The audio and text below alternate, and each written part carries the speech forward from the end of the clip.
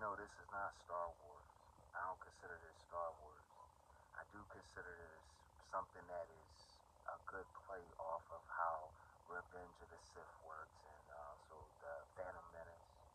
That means people walk around like clones a little bit. They do a whole bunch of antics. They run a huge circus on us. You know what I mean? So, as a man, I just wanted to say the sins of the world drive people insidious. In my neighborhood, some kid got a child that I refer to as my family member because I'm a minority, and there's a lot of minorities in my neighborhood, and I refer to him as my family member as well. And he was only 13 and he got shot, and he was on the news today. His two children, really. It was a 13-year-old and a 14-year-old.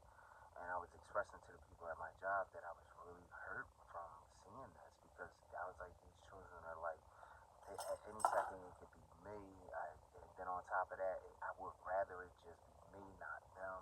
I don't want to see children dying over a basketball game. It seems like too much of a cliche. It was hurting my feelings. It was making me kind of lose hope. And then out of nowhere, a mantra chimed in my mind, which is, the sins of this world drive people insidious. So, I've been saying that all day. Whenever I see a hot joint, I look away. I get away from her because I ain't got no money, number one. I don't want to lust after her. I'm already an active luster after women. I actively lust after them all the time. They look so good to me. You know what I mean? Without, like, there was a comedian, like to a bear, looks like salmon laced with honey. But I just want to get away from it. I can't afford it. And then on top of that, the lust, like, penetrates my soul in some type of crazy way.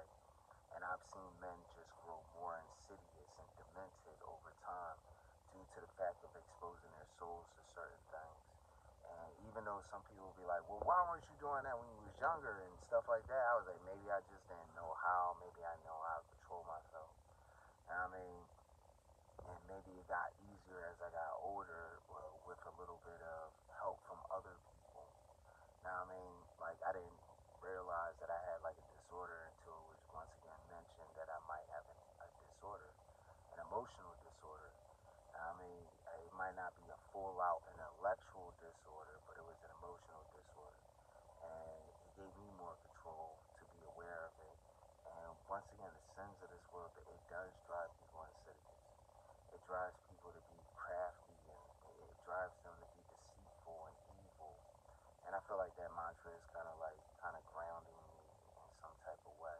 I don't expect to live forever, and I don't expect to be the oldest man living. Not at all. All I expect to do is to maintain my relationship with my friendship that I've already started and already had with Jesus Christ. I feel as though that maybe I'm not the thief off the cross, but at the same time, I feel as though my life kind of played me as a thief on the cross the entire time. And I always suspect that he was a child of Solomon, King Solomon, because of the ordeal that happened with Ahab and how he was biasly misled by deceit. You know, like, he grew insidious. And that's just kind of what it is. And then on top of that, where I'm at, some of these